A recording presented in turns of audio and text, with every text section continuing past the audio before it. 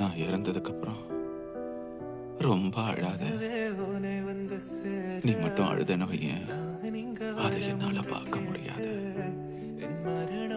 ரெக்கைய விரிச்சு என்னால பறக்க முடியாது. அதனால நீ என் உயிர் பிரியிற நேரத்துல